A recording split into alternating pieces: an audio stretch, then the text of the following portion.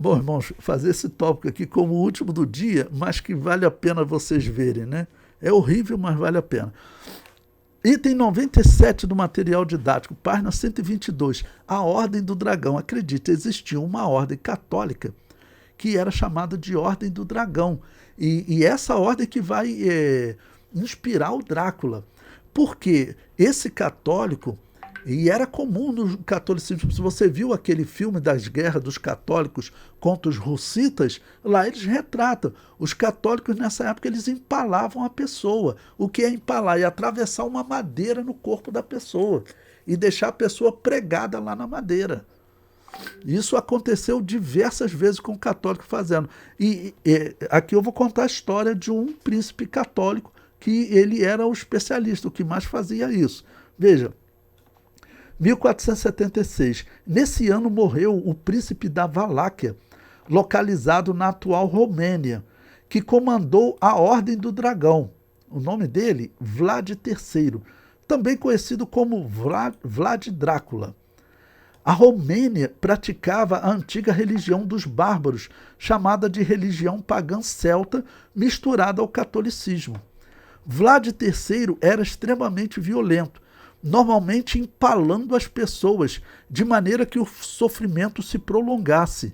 Tá bom? Então, para vocês terem ideia, diz que ele era médico, então ele empalava as pessoas de maneira que ele atravessava a madeira pelo corpo das pessoas, madeira passava aqui embaixo do queixo, saía aquela ponta aqui, a pessoa ficava viva porque ele conseguia passar aquela madeira sem atingir órgãos vitais. E ele fazia isso para que a pessoa demorasse a morrer.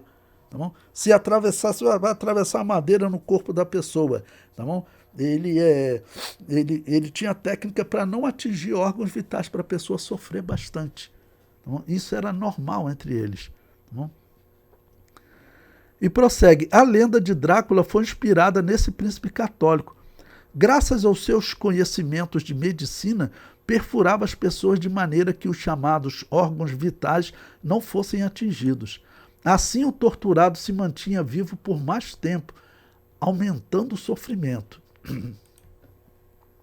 Bom, eu coloco aí um texto num site bem interessante, Aventuras da História, para vocês poderem ver, e outro do National Geographic. Veja o que ele diz. O imperador germânico Sigismundo convocou seu pai, Vlad II, que governou a Valáquia antes dele, a Nuremberg, nomeou-o para a Ordem do Dragão. Você veja, isso, o Sigismundo, ele era o imperador do Sacro Império Romano Germânico.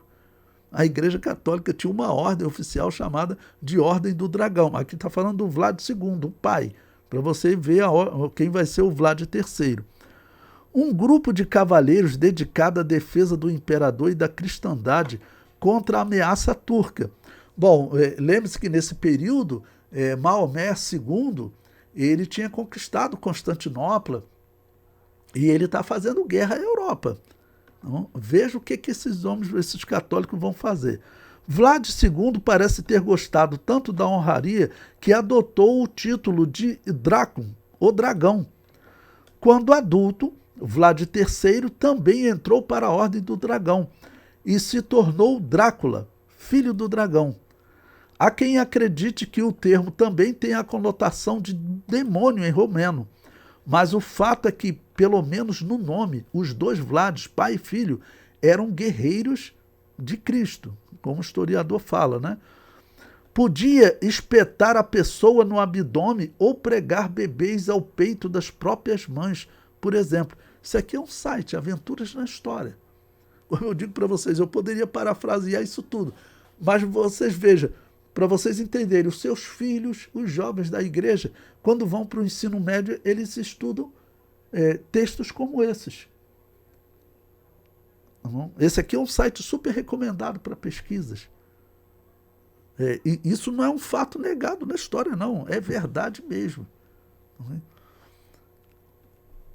Aí um outro exemplo da revista National Geographic. Segundo algumas estimativas, foi responsável pela morte de mais de 80 mil pessoas durante a sua vida. Uma grande percentagem delas por empalamento.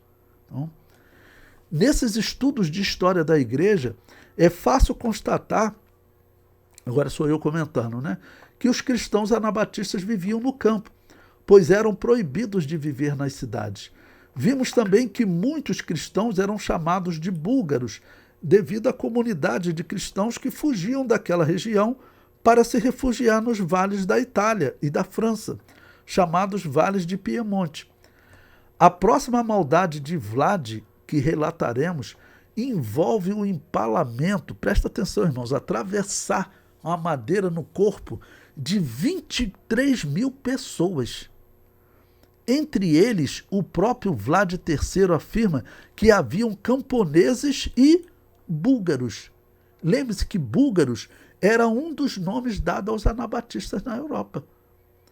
Provavelmente envolvia anabatistas.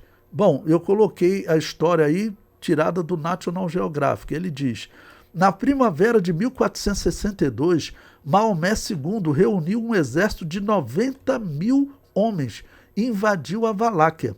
Após realizar uma série de ataques noturnos e de manobras de guerrilha, Vlad III recorreu à sua tática de assinatura, empalando mais de 23 mil prisioneiros e as suas famílias, e expondo-os ao longo da rota seguida pelo inimigo, nos arredores da cidade de Targoviste.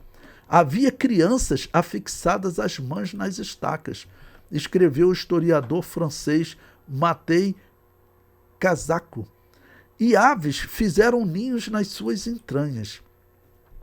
A visão era tão horrenda que, ao ver a floresta de mortos, Maomé deu meia volta e regressou a Constantinopla. Ou seja, ele se recusou a lutar. Diz a história que ele falou, olha, quem faz uma coisa dessa não é humano. E existe uma possibilidade de serem anabatistas. O nome que ele usou ali era um nome aplicado aos anabatistas. E eram camponeses. E eram objeto do ódio dos católicos.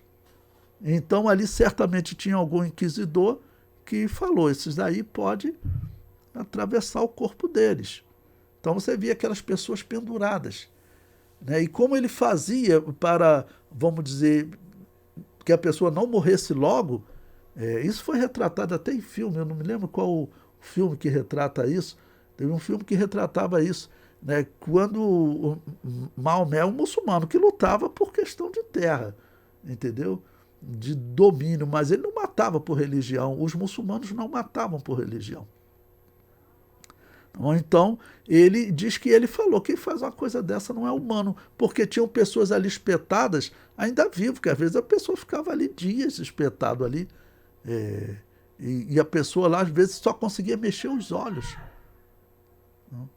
porque tinha coisa ficada até embaixo do queixo, que saía aqui em cima, a pessoa não conseguia falar, não conseguia fazer nada, só conseguia mexer os olhos. Isso aqui é uma ordem oficial do catolicismo, irmãos. Tanto que está lá o historiador dizendo, foi o imperador do Sacro Império Romano. Ele atuava junto com o papado. E eles estão lutando contra o que eles chamavam do Império do Mal, que está atacando o reino de Deus. Os muçulmanos, para eles é um ataque ao reino de Deus. Lutero vai comentar sobre esses ataques, dizendo que, como eles acreditavam que é o reino de Deus, o milênio, ele diz que já é o fim do milênio, que lá no Apocalipse eles são chamados de Gog e Magog. Lutero fala, isso aí é Gog e Magog, atacando o reino de Deus. Né? Era nada, claro, né? Não tem como ser. Mas veja, o historiador prossegue. Vlad III escreveu a Matias I, explicando que matamos camponeses, homens e mulheres, novos e velhos, sem contar com aqueles que queimamos dentro das casas. Para provar a veracidade das suas palavras, mandou entregar sacas cheias de narizes e orelhas cortadas. Como o próprio Vlad III disse, a maioria das vítimas eram simples camponeses, cristãos sérvios e búlgaros, que tinham sido julgados pelos turcos, tinham sido subjugados pelos turcos. Né? Pessoas, camponeses que os turcos chegaram e eles não fizeram guerra aos turcos. Ou seja, muito provavelmente você está falando de anabatistas. Não? De anabatistas.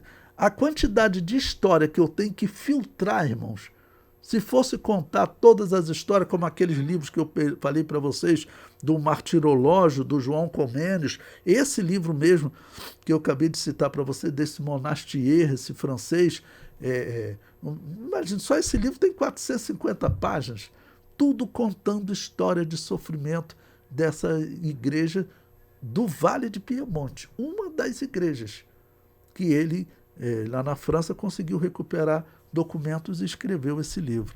Tá bom?